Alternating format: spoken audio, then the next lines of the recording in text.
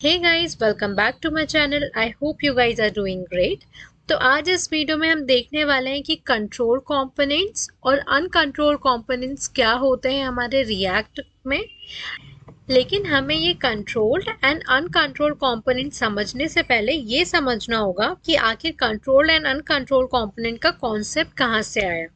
तो इन्हें समझने से पहले हमें रिएक्ट में फॉर्म समझना होगा।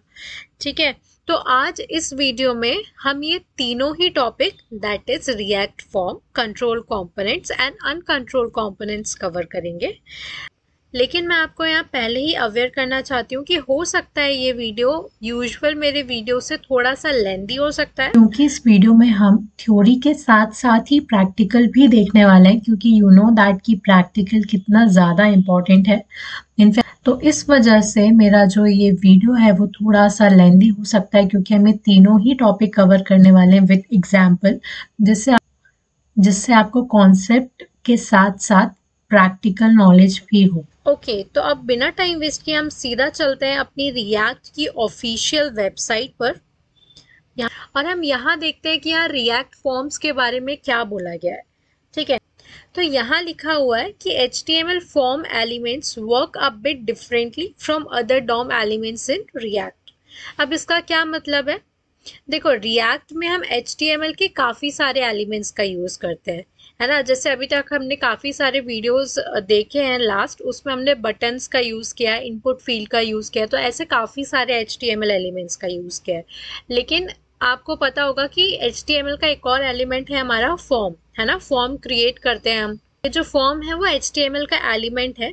तो ये जो एलिमेंट है वो रिएक्ट में थोड़ा सा डिफरेंटली बिहेव करता है as compare to other elements. ठीक है, जैसे कि हमारे बाकी के HTML एलिमेंट्स बिहेव करते हैं, उससे जो HTML एलिमेंट है हमारा फॉर्म, वो रिएक्ट में थोड़ा सा अलग बिहेव करता है। अब ये किस तरीके से अलग बिहेव करता है वो हमें समझना बहुत ज़रूरी है। अब दोनों में डिफरेंस क्या है? अब ये जो ऑफिशियल वेबसाइट है वो क्या बोल रही है कि जो हमारा HTML का जो फॉर्म होता है उसका डिफ़ॉल्ट बिहेवियर होता है कि जैसे ही एक यूज़र हमारा इंफॉर्मेशन फिल करके जैसे ही सबमिट बटन पर क्लिक करता है तो हमारा जो भी डेटा है वो दूसरे पेज में तुरंत चला जाता है ना। हम उसमें कुछ भी एक्स्ट्रा नहीं कर सकते कि हमें उसमें कुछ फंक्शनैलिटी ऐड करना है। जैसे देखो, फॉर एग्जाम्पल यहाँ पर देखो, ये HTML फॉर्म है। ठीक है, यहाँ पर मेरे पास फर्स्ट नेम लास्ट नेम है। ठीक है, अभी मैं जैसे ही सबमिट पे क्लिक करूंगी, on a click of submit, ये तुरंत ही मेरा दूसरे पेज में चला गया। तो ये हमारा HTML फॉर्म का डिफॉल्ट बिहेवियर। तो अगर आपको सेम बिहेवियर रिएक्ट में भी चाहिए तो ठीक है, ये एज इट इज वर्क करेगा। लेकिन यदि हम रिएक्ट की एप्लीकेशन बना रहे हैं, मीन्स हमें उस डेटा का कुछ ना कुछ यूज जरूर होगा, है ना। हमें उसे मैनिपुलेट करना हो सकता है या किसी और तरीके से हैंडल करना हो सकता है, उसमें हमें कुछ वैलिडेशंस लगाने हो सकते हैं। इट मीन्स हमें ऑन क्लिक ऑफ सबमिट हम चाहते हैं कि जो हमारा जावास्क्रिप्ट फंक्शन है वो हमारे डेटा को हैंडल करे, ना कि बाय डिफॉल्ट जो HTML का बिहेवियर है वो। उस डेटा को जो हम कलेक्ट कर रहे हैं उसे मैनिपुलेट करना हो सकता है in future by with the help of JavaScript function. तो अब हम ये कैसे अचीव कर सकते हैं रिएक्ट में? अब ये ऑफिशियल वेबसाइट क्या बोल रही है? तो यदि आपको जावास्क्रिप्ट फंक्शन की हेल्प से अपने डेटा को हैंडल करना है ऑन सबमिशन, तो आपके पास एक स्टैंडर्ड वे है ये अचीव करने का। और ठीक है, आप ये अचीव कर सकते हैं with the help of one technique. उस टेक्निक का नाम है कंट्रोल्ड कंपोनेंट्स। ठीक है, तो आई होप आपको समझ आया है कि कंट्रोल कंपोनेंट्स हम क्यों यूज कर रहे हैं। हमें अपने रिएक्ट फॉर्म में बाय डिफॉल्ट जो HTML फॉर्म की फंक्शनैलिटी है वो नहीं चाहिए हो, हमें अपने डेटा को मैनिपुलेट करना हो, उसे हैंडल अपने तरीके से करना हो, तो उस टाइम पे हम अपना कंट्रोल कंपोनेंट टेक्निक को यूज कर सकते हैं। अब कंट्रोल कंपोनेंट्स में आखिर ऐसा होता क्या है, तो ये समझने के लिए अब हम सीधे चलते हैं अपने प्रैक्टिकल एग्जाम्पल में, जिससे आपको काफ़ी अच्छे से क्लियर हो। थ्योरी भी हम साथ में देखते जाएंगे और प्रैक्टिकल भी हम देखते जाएंगे, जिससे आपको काफ़ी अच्छे से समझ आए। ठीक है, तो यहाँ मैं अपना VS कोड ओपन कर लेती हूँ और कर लिया, और मैं यहाँ से ये तीनों लाइन अभी रिमूव करती हूँ। ओके, तो हम सीधे प्रैक्टिकल देखते हैं। पहले हम देखते हैं जो हमारा नॉर्मल HTML का फॉर्म होता है और हमारा जो रिएक्ट का फॉर्म है, उन दोनों में डिफरेंस क्या है। जब हमें वो डिफरेंस पता चलेगा उसके बाद हमें समझ आएगा कि हमें कंट्रोल्ड एंड अनकंट्रोल्ड कंपोनेंट की ज़रूरत क्यों है। ओके, तो मैं क्या करती हूँ, जल्दी से एक फॉर्म बना लेती हूँ। I create one form quickly and मैं यहाँ पर एक लेबल डाल देती हूँ व्हाई आई एम टाइपिंग। मैं इसे कॉपी पेस्ट भी तो कर सकती हूँ, so I just copy whole this thing.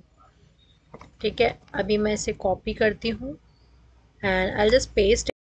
ठीक है, तो ये मैंने कॉपी कर लिया। अभी मैं सिर्फ एक ही इनपुट फील्ड रखना चाहती हूँ, मैं इसे हटा देती हूँ।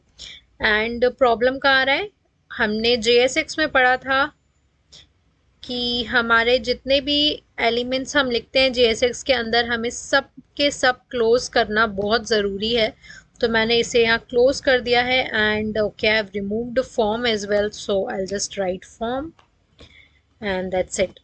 ठीक है, एंड मुझे फालतू की चीज़ों की अभी ज़रूरत नहीं है, तो I just remove extra information which I don't need. I just keep all these things. ठीक है, पे क्लास अप्लाई कर देती हूँ एक।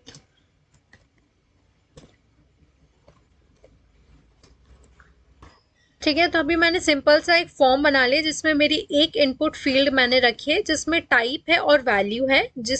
ठीक है, टाइप हमारा टेक्स्ट है और वैल्यू हम जॉन अभी के लिए शो कर रहे हैं। अब आपको डिफरेंस यहाँ देखना है। ठीक है, ये देखो, ये है मेरा आउटपुट, फर्स्ट नेम, और जॉन यहाँ डिस्प्ले हो रहा है क्योंकि हमने वैल्यू दी हुई है जॉन। अब मैं इस जॉन को रिमूव करने की कोशिश कर रही हूँ but I am not able to remove. ठीक है, तो अब मैं कंसोल ओपन करती हूँ पहले एंड वी विल सी कि क्या इशू है। तो यहाँ पर देखो, कंसोल में मुझे एक वार्निंग मिल रही है, you provided a value prop to a form field without an on change handler, this will render a read only field. If the field should be mutable, use default value, otherwise set either on change or read only। ठीक है, अब issue क्या है, अब मैं आपको बताती हूँ। देखो, ये मेरा है रिएक्ट फॉर्म। अब हम इसे कंपेयर करते हैं अपने HTML फॉर्म से। यहाँ पर है मेरे पास HTML फॉर्म, आप देख सकते हो मैंने यहाँ से ही अपना कोड अभी कॉपी किया था और VS कोड में पेस्ट किया था। यहाँ पर भी हमने सेम चीज़ लिखी है, वैल्यू इक्वल्स टू जॉन। मैं इसे एडिट कर पा रही हूँ, आप देख लो। मैं यहाँ पे चाहूँ तो योशिता लिख सकती हूँ, ये क्या लिख दिया मैंने, योशिता लिख सकती हूँ, कुछ भी लिख सकती हूँ मैं यहाँ पर, है ना। मैं इसे एडिट कर पा रही हूँ, इट मीन्स ये। लेकिन सेम चीज़ मैंने अपने रिएक्ट के फॉर्म के अंदर लिखी हुई है, वैल्यू इक्वल्स टू जॉन, लेकिन मैं इसे एडिट नहीं कर पा रही हूँ। अब मैं इसे एडिट क्यों नहीं कर पा रही हूँ, इसका एक्सप्लेनेशन ऑलरेडी मुझे कंसोल ने दे दिया है। कंसोल क्या बोल रहा है, देखो, एक्ट में हमने वैल्यू इक्वल्स टू जॉन लिखा है, तो ये कैसे ट्रीट होगा, ये ट्रीट होगा हमारे प्रॉप्स जैसा। तो गाइस, यदि आपको नहीं पता है प्रॉप्स क्या होता है, किस तरीके से वर्क करता है, तो मैंने ऑलरेडी प्रॉप्स के ऊपर डिटेल्ड वीडियो बनाई हुई है। तो आई विल रिक्वेस्ट कि आप ऊपर आई बटन पर क्लिक कर पहले प्रॉप्स का वीडियो देख सकते हैं। Okay, back to the topic. अभी रिएक्ट फॉर्म इस वैल्यू को कैसे ट्रीट कर रहा है, प्रॉप्स जैसा। और हमें पता है जो प्रॉप्स होते हैं वो रीड ओनली होते हैं, हम उनको सिर्फ देख सकते हैं, पढ़ सकते हैं, इधर से उधर भेज सकते हैं, लेकिन हम उसकी वैल्यू चेंज नहीं कर सकते, हम उसके साथ कुछ छेड़खानी नहीं कर सकते। ये प्रॉप्स का रूल होता है। ठीक है, तो इसीलिए क्या बोला गया है, इसलिए हमें वार्निंग क्या मिल रही है, हम प्रॉप्स को सिर्फ रीड कर सकते हैं। अगर आपको उसकी वैल्यू चेंज करनी है तो भाई आप डिफ़ॉल्ट वैल्यू का यूज़ कर लो या फिर कुछ भी ऑन चेंज लगा लो। अब डिफ़ॉल्ट वैल्यू का अगर हम यूज़ कर लेते हैं, ठीक है, मैं यहाँ पर सपोज करो इसको हटा देती हूँ and I will write default value and I will remove this. ठीक है, इसे मैं सेव करती हूँ एंड नाउ हम चेक करते हैं। अब आप देखो, मैं इसे कुछ भी डाल सकती हूँ। अब मैं इसे एडिट कर पा रही हूँ, मैं सारी चीज़ें इसमें परफॉर्म कर पा रहे हैं, लेकिन हम इसे मैनेज कैसे करें। अब मुझे इस वैल्यू को कुछ स्टोर करना है, डिस्प्ले करवाना है, तो मैं डिफ़ॉल्ट वैल्यू की हेल्प से नहीं करवा सकती। इसलिए मैं क्या करूँगी, तो मुझे अपनी वैल्यू को एक्सेस करने के लिए, उसे डिस्प्ले करवाने के लिए, उसे हैंडल करने के लिए स्टेट्स का यूज़ करना पड़ेगा। यानी कि अब जो मेरी वैल्यूज़ है वो रिएक्ट फॉर्म कंट्रोल करेगा, इसलिए ये कहलाता है हमारा कंट्रोल्ड कंपोनेंट। ठीक है, तो अब हम कंट्रोल कंपोनेंट का किस तरीके से यूज़ कर सकते हैं। सबसे पहले मैं एक कांस्टेंट बना लेती हूँ। देखो, कांस्टेंट बना लेती हूँ, डाल देती हूँ नेम और सेट नेम किस तरीके से हम अपने स्टेट को चेंज करते हैं, यूज स्टेट की हेल्प से। ये आपको पता है अच्छे से, ठीक है। हमने यूज स्टेट काफी ज्यादा यूज कर चुके हैं लास्ट काफी सारे videos, and in fact use state पे मैंने ऑलरेडी एक वीडियो बना के रखा है डिटेल में। तो यदि आपने वो मिस किया तो आई विल सजेस्ट कि आप यूज स्टेट पहले समझ के आओ, नहीं तो आपको कुछ समझ नहीं आएगा। हमने अभी use state who co call कर लिया, हमने नेम वेरिएबल बना लिया और हमने फंक्शन का नाम दे दिया है सेट नेम। अब मैं इस डिफॉल्ट वैल्यू को यहाँ से हटाती हूँ, and what I will say कि भाई जो नेम है ना उसमें तुम मेरा नेम, ये जो नेम है वो डिस्प्ले कराना, ठीक है। अब अगर मुझे बाय डिफॉल्ट, अब देखना है ध्यान से, बाय डिफॉल्ट अगर मैं यहाँ पे अब जॉन डिस्प्ले करवा दूं तो हम देखते हैं, देखो यहाँ जॉन मुझे मिल रहा है, लेकिन अभी भी मैं इसे एडिट नहीं कर पा रही हूँ, ठीक है। अभी भी मैं इसे एडिट नहीं कर पा रही हूँ क्योंकि ये अभी भी मेरा एज अ प्रॉप ही ट्रीट हो रहा है। अब मुझे इसे स्टेट की तरह यूज करना है, ना कि प्रॉप की तरह। और स्टेट हम मैनेज किस तरीके से कर सकते हैं अपने रिएक्ट में, रिएक्ट में यदि क्लास कंपोनेंट यूज कर रहे हैं तो सेट स्टेट की हेल्प से, लेकिन यदि अभी हम फंक्शन कंपोनेंट यूज कर रहे हैं तो हम किस तरीके से कर सकते हैं, जो यूज स्टेट हमें फंक्शन देता है उसकी हेल्प से हम अपने स्टेट को मैनेज कर सकते हैं, है ना। तो हमें अब क्या करना पड़ेगा, एक इवेंट हैंडलर ऐड करना पड़ेगा ऑन चेंज। चेंज आप क्या करो, एक फंक्शन लो, एंड मैं कौन सा फंक्शन लिखूंगी यहाँ, वो फंक्शन जो मुझे यूज स्टेट रिटर्न कर रहा है, यानी कि सेट नेम। सेट नेम की हेल्प से मैं अपने स्टेट को अपडेट कर सकती हूँ। और ये नेम कहाँ से आएगा, जो यूजर हमें एंटर करके देगा। और ये कहाँ स्टोर होता है, हमारे इवेंट में, है ना। तो मैं क्या करती हूँ, मैं यहाँ पर लिख देती हूँ ई, और अब मुझे इसकी ज़रूरत नहीं है, मैं इसे यहाँ से रिमूव कर देती हूँ और मैं लिख देती हूँ E dot target dot value. अब ये ई क्या है, ई डॉट टारगेट क्या है, E dot target dot value क्या है, ये सब जावास्क्रिप्ट के कॉन्सेप्ट है। तो अभी हम देखते हैं कि अब हम कर पा रहे हैं क्या। तो मैं इसे देखो, अब मैं इसे चेंज कर पा रही हूँ। मैं यहाँ योशिता भी लिख सकती हूँ, मैं यहाँ कुछ भी लिख सकती हूँ, XYZ ABCD anything I am able to write now, ठीक है। तो अगर अब मैं इसे क्या करती हूँ, for now I will call another function, मैं इसको यहाँ से कट कर देती हूँ एंड हैंडल चेंज डाल देती हूँ, हैंडल चेंजेस। मैं ऐसा क्यों कर रही हूँ आपको समझ आएगा, हैंडल चेंज ही डालती हूँ। एंड मैंने यहाँ पे एक फंक्शन लिखा है हैंडल चेंज, इस फंक्शन को मैं डिफाइन भी कर देती हूँ जल्दी से। एंड मैं ये फंक्शन को अलग से लिख के डिफाइन इसलिए कर रही हूँ जिससे आपको E dot target dot value किस तरीके से वर्क करता है वो समझ आए। यदि आप ऑलरेडी वेल वर्स्ड हैं विद जावास्क्रिप्ट कॉन्सेप्ट तो आप इसे थोड़ा सा स्किप कर सकते हैं, आप 10 to 20 सेकेंड्स आगे बढ़ा लो वीडियो। बट अभी मैं यहाँ एक्सप्लेन करना चाहती हूँ। देखो जो ऑन चेंज हैंडलर है वो हमें रिटर्न करता है इवेंट ऑब्जेक्ट, ठीक है। अब इस इवेंट ऑब्जेक्ट में क्या है वो मैं कंसोल में पहले आपको दिखा देती हूँ कि हमें ये इवेंट ऑब्जेक्ट क्या क्या चीज़ें रिटर्न कर रहा है ना, जिससे हमें समझ आएगा कि हमने ये event dot target dot value क्यों लिखा है।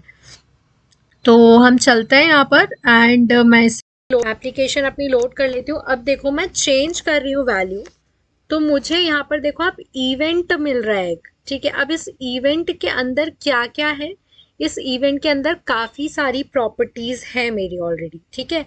तो अब मैं क्या करती हूँ, यहाँ पर कंसोल में इवेंट डॉट टारगेट,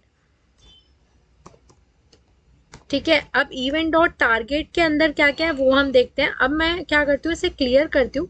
अब मैं फिर से यहाँ पे कुछ भी बैक स्पेस या कुछ चेंज करती हूँ तो आप देखो यहाँ पे मुझे उसने बता दिया कि टारगेट, आप इस इवेंट का जो टारगेट है वो है मेरा इनपुट फील्ड। उसने सारी इन्फॉर्मेशन दे दी कि जो टाइप है उसका टेक्स्ट है और वैल्यू मेरी जॉन है। अब मैं यहाँ पे event dot target dot value कर देती हूँ, ठीक है। इसे मैं सेव करती हूँ। अब देखो यहाँ पर मैं आपको यहाँ डिस्प्ले तो नहीं होगा, लेकिन मैं अभी योशिता टाइप करती हूँ कंसोल में 1 by 1 जो जो चीज़ें मैं टाइप करूँगी ऑन चेंज की वजह से मुझे वो शो होगा। मैं यहाँ पे देखो मैं यहाँ पे y शो कर, जैसे मैं अभी y टाइप किया, मैं o टाइप कर रही हूँ तो आप देखो o टाइप हो रहा है, मैं s टाइप कर रही हूँ तो s टाइप हो रहा है ना। और अगर मैं इस वैल्यू को यहाँ से हटा दूँ, for now I will remove this and I will save it. तो आप देखो YO, ठीक है, मैं अपना पूरा नाम टाइप कर रही हूँ YOSHITA, तो मेरा यहाँ कंसोल मुझे बता रहा है कि ये चीज़ यहाँ पे चेंज हो रही है, यहाँ पे जो यूज़र है वो चेंज करने की कोशिश कर रहा है, लेकिन मुझे डिस्प्ले नहीं हो रहा है। डिस्प्ले क्यों नहीं हो रहा है? क्योंकि हमें पता है कि अगर हमें अपने स्टेट को अपडेट करना होता है, स्टेट की वैल्यू चेंज करनी होती है, मैनिपुलेट करनी होती है, तो वो हम किसकी हेल्प से कर सकते हैं? यूज स्टेट जो हमें फंक्शन रिटर्न करता है, उसकी हेल्प से हम अपने स्टेट को क्या कर सकते हैं? चेंज कर सकते हैं। तो मैं यहाँ क्या करूँगी, कंसोल के साथ ही मैं अपना एक सेट नेम फंक्शन जो मुझे यूज स्टेट रिटर्न कर रहा है वो लिख दूंगी, और इसमें मैं e.target वैल्यू कर दूंगी। तो यूजर जो भी वैल्यू इनपुट करेगा वो वैल्यू मेरी क्या हो जाएगी? सेट हो जाएगी नेम में। तो हम देख लेते हैं। अभी मेरा ये ब्लैंक है, मैं यहाँ पर अब टाइप कर रही हूँ योशिता, तो आप देख सकते हैं यहाँ पे टाइप हो रहा है और साथ में ही मेरे कंसोल में भी टाइप हो रहा है। ठीक है, तो होप ये क्लियर हुआ होगा। तो ये है हमारा क्या? Control component. हम अपने रिएक्ट फॉर्म को कंट्रोल कर रहे हैं with the help of react, इसलिए इसे कहते हैं कंट्रोल कंपोनेंट। अब ऐसे ही सपोज करो मेरे पास एक और इनपुट फील्ड है, ऐसे कॉपी कर लेती हूँ। I'll copy this and I'll paste it here and इसको मैं टाइप दे देती हूँ पासवर्ड, नहीं फिर वो दिखेगा नहीं आप लोगों को, टेक्स्ट ही रहने देता है। इसको मैं वैल्यू डाल देती हूँ पासवर्ड एंड हैंडल पासवर्ड डाल देती हूँ यहाँ, हैंडल पासवर्ड, ठीक है। And I create one more use state, और मैं यहाँ बोल देती हूँ, इसका नाम मैं रख देती हूँ पासवर्ड एंड सेट पासवर्ड, ठीक है। सेम चीज हम फॉलो कर रहे हैं। अब हम सेम चीज क्यों फॉलो है? क्योंकि अभी मेरे पास एक इनपुट फील्ड थी, इसलिए मैंने एक इवेंट हैंडल लगाया। अब मेरे पास पासवर्ड नाम की एक और इनपुट फील्ड है। क्या हुआ? Handle password is not defined, ठीक है। मैं ये जल्दी से 1 मिनट, मैं इसे पहले कॉपी कर लेती हूँ and I will just paste it and here I will copy this and I'll change it to handle password and I'll copy this and I'll paste here। चलो everything is set now। तो मैं label और बना लेती हूँ, just give me a minute guys, really sorry for wasting your time। तो मैं यहाँ पे एक लेबल बना लेती हूँ और इसका नाम डाल देती हूँ मैं पासवर्ड, ठीक है। अभी हम देख लेते हैं, फर्स्ट नेम आ गया, पासवर्ड आ गया। फर्स्ट नेम मैं कर पा रही हूँ चेंज, पासवर्ड भी मैं चेंज कर पा रही हूँ, विच इज़ क्वाइट परफेक्ट। अब सपोज करो कि यहाँ पे यूज़र अभी स्मॉल लेटर्स में सब टाइप कर रहा है, लेकिन मुझे सारी चीज़ें कैपिटल लेटर में ही चाहिए। तो मैं यहाँ क्या कर सकती हूँ, अपनी जावास्क्रिप्ट की फंक्शनैलिटी भी इनफैक्ट ऐड कर सकती हूँ। मैं पहले ले लेती हूँ कॉन्स्टेंट कैप्स कैपिटल नेम करके मैं एक वेरिएबल ले लेती हूँ, ठीक है। इसकी वैल्यू मैं बोल देती हूँ है हमारी e.target.value, ठीक है। तो मैं क्या करती हूँ, यहीं पे अपनी अपर केस फंक्शनैलिटी भी ऐड कर देती हूँ, .to अपर केस, ये हमारा एक बिल्ट इन फंक्शन है। तो अब हम अपना आउटपुट देख लेते हैं। मैं यहाँ पर एक लेटर टाइप कर रही हूँ H, मैंने स्मॉल लेटर्स में टाइप किया है, लेकिन मेरा कैपिटल लेटर में डिस्प्ले हो रहा है। अब मैंने स्मॉल में टाइप किया है, ये आपको कंसोल में दिख जाएगा, लेकिन अभी के लिए मैं कंसोल क्लियर करती हूँ, ठीक है। और अब मैं जो कुछ भी यहाँ टाइप करूँगी वो आपको कंसोल में स्मॉल में दिखेगा, लेकिन जो डिस्प्ले फील्ड है उसमें कैपिटल में दिखेगा। कंसोल में स्मॉल में क्यों दिखेगा? क्योंकि हम कंसोल लिखने के बाद उसे कैपिटल कर रहे हैं, है ना, दैट इज वाई। तो अभी मैं अपना नाम लिखती हूँ YOSHITA।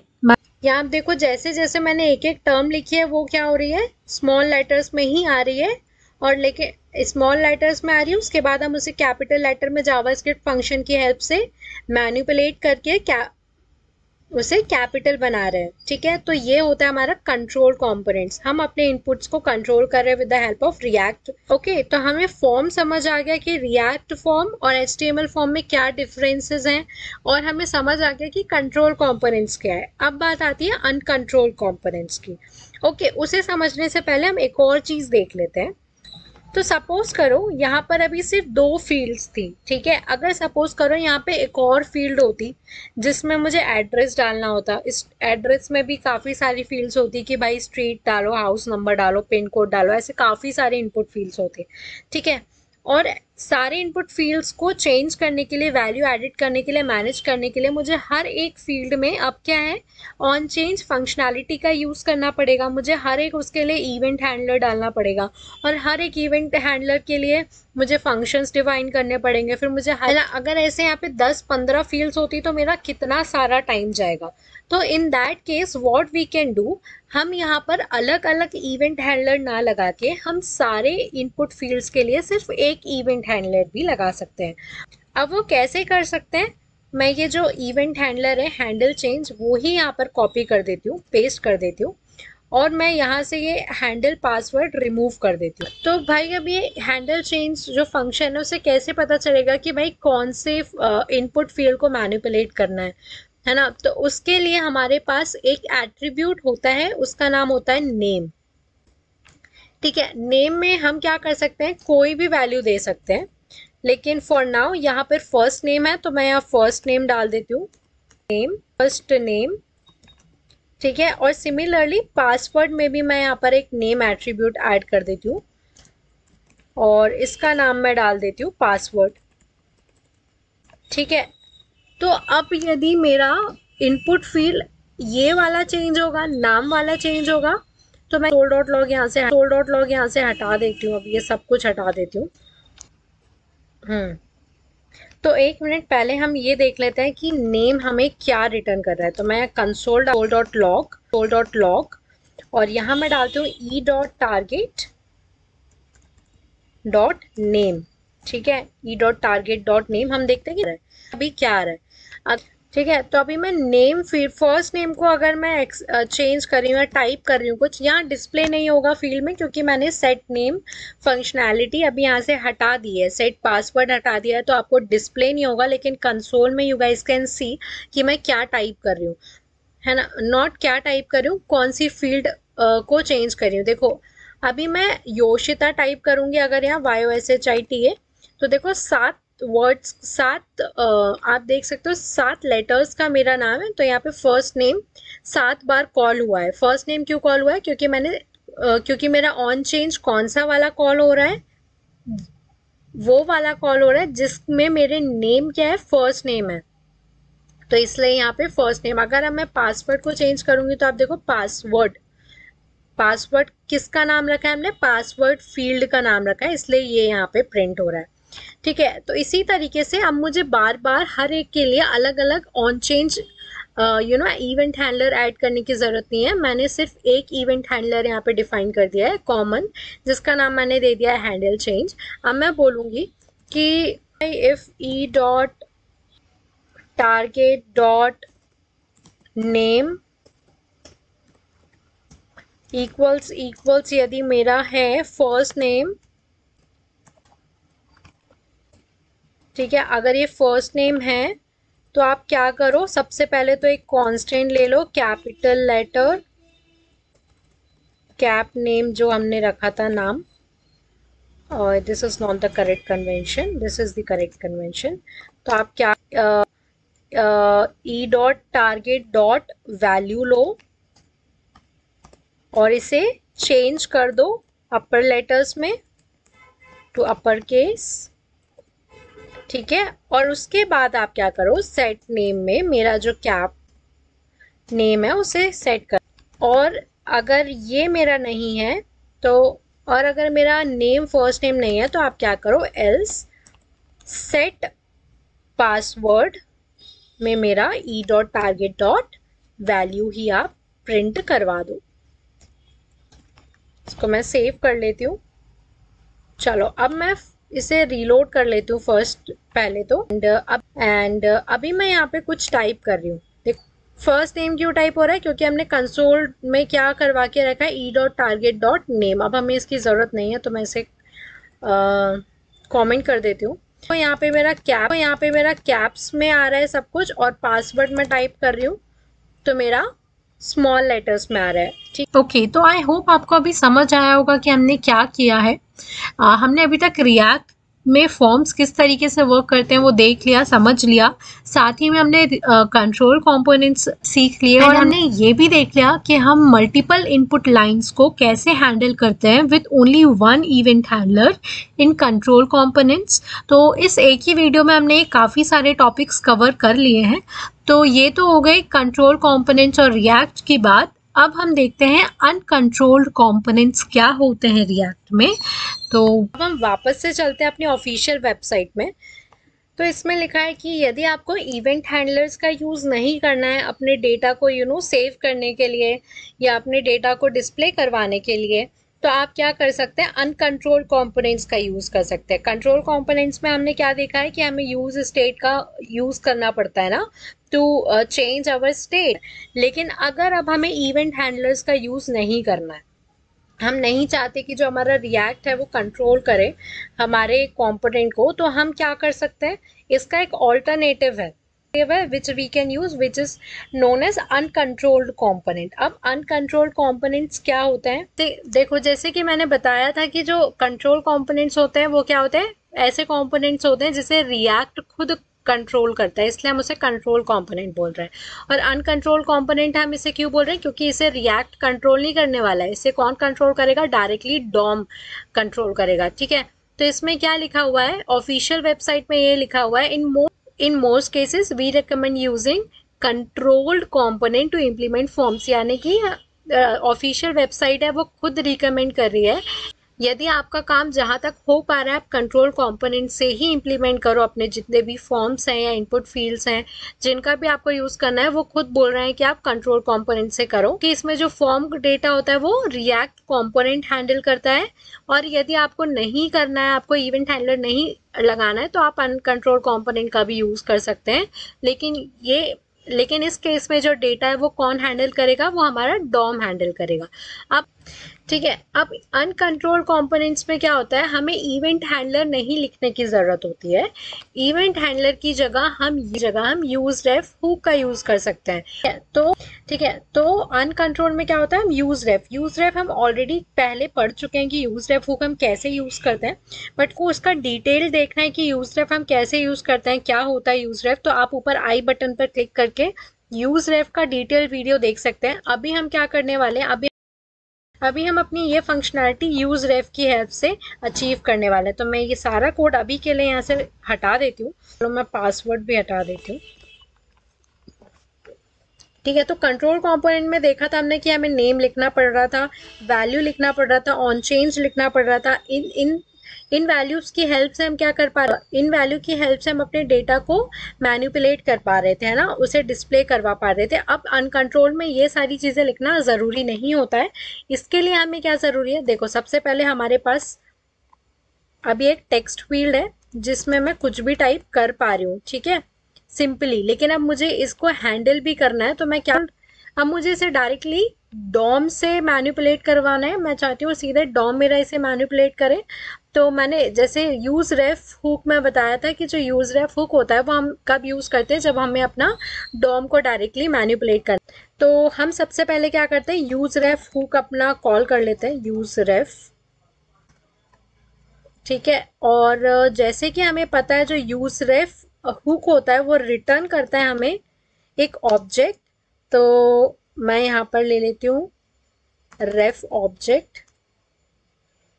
ठीक है, इस रेफरेंस ऑब्जेक्ट को मुझे कहाँ रेफर करवाना है, अपने इनपुट फील्ड में। तो हमारे पास एक एट्रीब्यूट होता है रेफ, तो मैं इस तरीके से लिख देती हूँ। ठीक है, तो अब जो भी वैल्यू इनपुट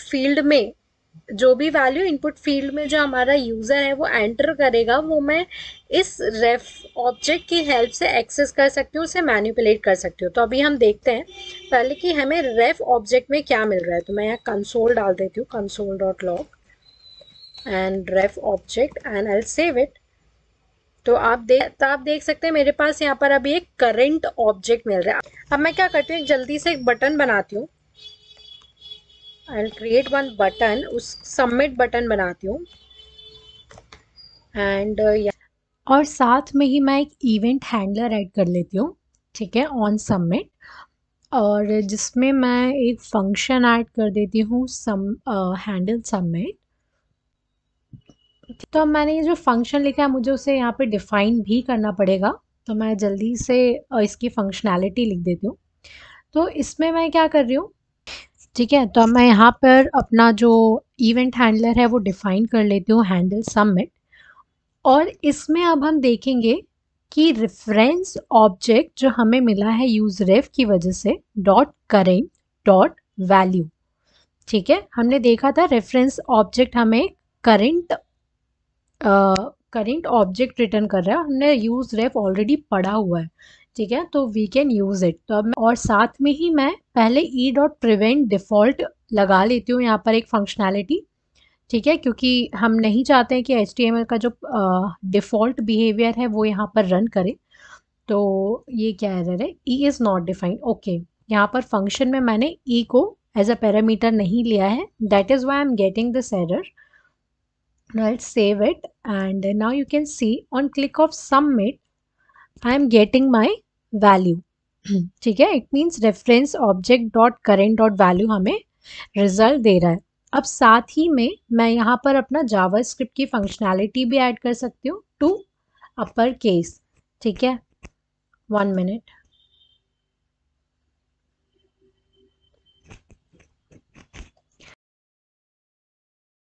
रीलोड कर देती हूँ।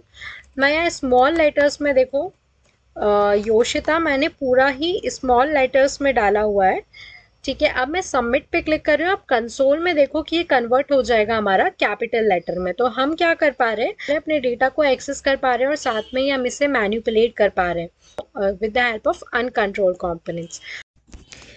तो आई होप आपको अब ये सारे ही टॉपिक्स क्लियर हुए होंगे कि हमारे जो फॉर्म्स होते हैं वो रिएक्ट में किस तरीके से बिहेव करते हैं, हमारे कंट्रोल कंपोनेंट्स क्या होते हैं, अनकंट्रोल कंपोनेंट्स क्या होते हैं, ठीक है। तो अब मैं अगर समराइज़ करूँ तो कंट्रोल कंपोनेंट्स ऐसे कंपोनेंट्स होते हैं जो कि हमारा रिएक्ट कंट्रोल करता है, वेयरएज जो हमारे अनकंट्रोल कंपोनेंट्स होते हैं उन्हें हमारा डॉम कंट्रोल करता है, ठीक है। और क्या डिफरेंस है, यदि हमें कंट्रोल कंपोनेंट्स यूज़ करने हैं तो हम इवेंट हैंडलर्स का यूज़ कर सकते हैं और साथ में ही यूज़ स्टेट हुक्स का यूज़ कर सकते हैं, ठीक है। वेयरएज यदि हमें डायरेक्टली अपने डॉम को डॉम से कंट्रोल करवाना है, दैट इज़ अनकंट्रोल कंपोनेंट्स का यूज़ करना है, तो हम अपना यूज़ रेफ हुक का यूज़ कर सकते हैं। या फिर यदि आप क्लास कंपोनेंट यूज़ कर रहे हैं तो क्रिएट रेफ करके एक मेथड होती है, आप उसका यूज़ कर सकते हैं। तो आई होप आपको ये सारे ही टॉपिक्स क्लियर हुए होंगे। आई नो ये वीडियो थोड़ा लेंदी था बट कॉन्सेप्ट समझना बहुत ज़्यादा ज़रूरी था।